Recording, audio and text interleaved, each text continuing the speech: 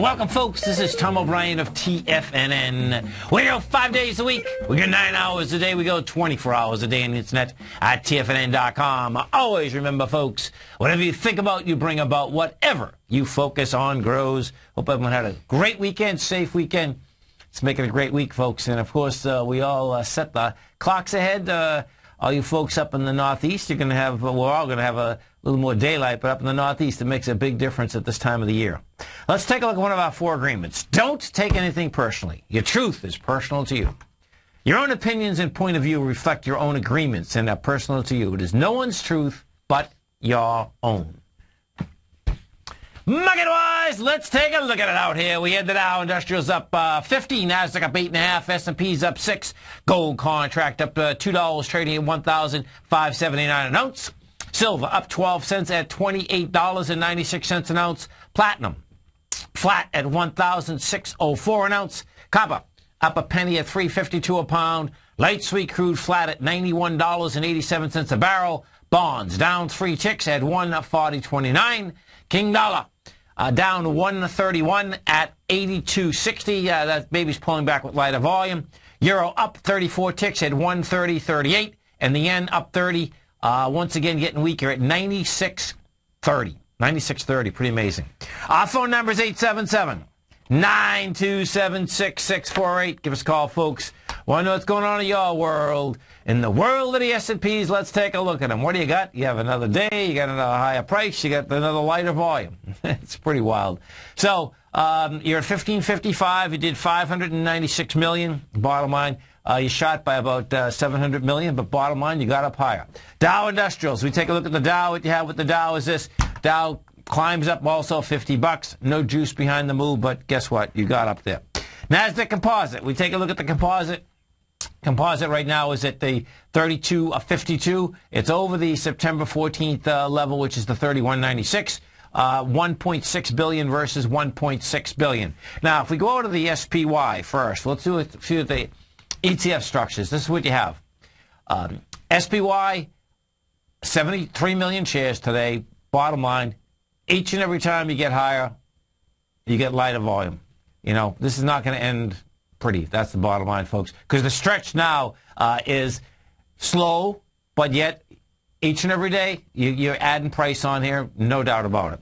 The NDX 100. Now, the NDX 100 is still having a tough time with the September 14th level. You know, we had a flat market out there today, up 20 cents, but it still didn't get over the Fridays. The September 14th level, folks, in the NDX 100 is 70.58. Right now, we're at 68.97. We did 22 million shares out here. Bottom line, we should be banging about 40, 45 million shares. Just doesn't have it. Now, in that context also, we go over and we take a look at the NDX 100. Inside that NDX 100 today, you had Sears putting some juice into it. We had Seagate Technology putting juice into it. You had Bed Bath & Beyond, and you had Direct TV. Taking it out of it was Akamai Technologies. That was down $1.64. Intuit was down $1.19. Amgen was down $1.56, and you had Yahoo pull back 30 cents. If we go over to Apple and we take a look at Apple, this one's going to get intriguing, and this is why. What you had with Apple today is this. Apple was up $6. We got to a low of 425.14. And when we were getting into that low, folks, okay, there was dramatically much lighter volume. And then you got a pop on Apple. There's no doubt. So it's going to be, you know, we're at 437, and Apple can pop to 450 in a heartbeat. I mean, there's no doubt. It can pop up there in a heartbeat. That would help the NDX, no doubt. So we'll see how Apple's going to trade out here tomorrow. Because certainly intraday, if you happen to be watching Tiger TV, I can walk you through this. You'll see that as it was coming down. If you're not, I'll talk you through it. What you had is this: is that Apple was coming down intraday. You were going into 2 separate downdrafts. The first one had to do with going all the way back to the 15th of the 5th of March. That characteristic right there at 425 to 426, you had 1.6 million shares traded. Well, when Apple came down before took off, there was only 290,000 shares traded. So your correlation was 290,000 versus that 1.6 million. Then, as Apple popped, it got the juice in it. You know, so that's saying that Apple does want to pop, which should absolutely help the NDX 100. So we'll bonds. Let's go over to the bond market. We take a look at the bond market out here. What we had with the 30-year bond out here today, we're trading at 140.30. And this market right here, what we had on Friday, bonds rejected lower price. This morning, what we did 218,000 contracts. You're inside the larger range again. We're at 140.30. Once you get back inside 140.26, that's saying, hey, you know, this thing's going to, you know, get charged up again to 144. It is going to need wide price spread, accelerated volume once again as it gets into higher price. King dollar. We look at King dollar now. King dollar's been on a tear, folks. King dollar right now is trading at 82.58. When we take a look at this, what you're going to see is this. She pulled back today with 31,000 contracts. That pullback is dramatically lighter volume. You're talking about this baby has been going up, and we've been going up on 48,000 contracts. I suspect we're going to build some cause here. King dollar is at 82.58.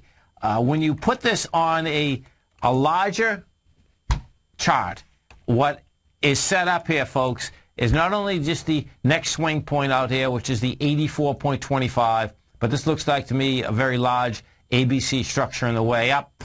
The A to B equals C to D gets you into the 90 level. The last three highs we had up here, the 2008 high was 89.25.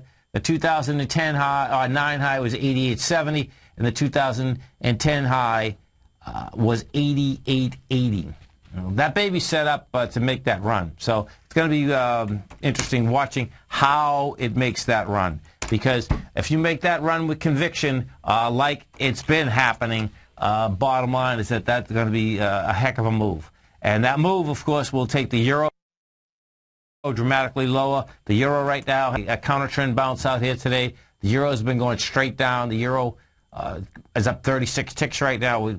Euro had come down from 137. Last week we hit those lows. Actually, we hit the lowest low this morning. No, I guess Friday night. 129.55. So we'll see what kind of a bounce that can get going. But bottom line is that what you do have is that you have a euro that wants to go dramatically lower. Some of the high volume stocks in a low volume market. Research in Motion. She's got a little juice underneath her. She was up $1.84 today. Let's go take a look at that one first. So you get BBRY. Yeah, that's she's releasing the one of the BlackBerry phones out here today. So she's got a little juice underneath her. We take a look at the you had Citigroup up 92 cents. We had Facebook up 18. Wells Fargo was up 63. Valero Energy was down 178. VLO down $1.78. And yeah, so Valero has been on a tear. Valero's gone from a price point of $28 straight up to $47. And what you're going to see now, she came off the high. She came off the high with some conviction, real volume. We're talking about 22 million shares on the way down. Two different things end up happening here. She has a gap that's wide open from the January 20th. She's going to go after that gap. The bottom of that gap, folks, is 38.12. We're at 43.72 right now. Now, the way that she was performing out here today, meaning how fast and furious she came down, is problematic for the equity period. You take a look at, we bring this back, and you put this on a monthly basis. We'll put this back for 10 years so you can see the clarity inside that. What you do have is this. Is that when we were coming down on a monthly basis, you were doing 250 million, 228, and we went up. The last time we did 250 million was in January. That top price there was 44. Then what ends up happening? February, you do 174 million. The volume died on the vine. When the volume dies in the vine, folks, and you make it to a high, as soon as that pullback comes, what ends up happening? It's fast, it's furious, and it does huge price destruction. This is Tom O'Brien. This is TFNN. We ended out, finished up 15, Nasdaq up 8.5, S&P's up 6. Gold contract trading at 15.80, silver 28.95. We're going to be right back.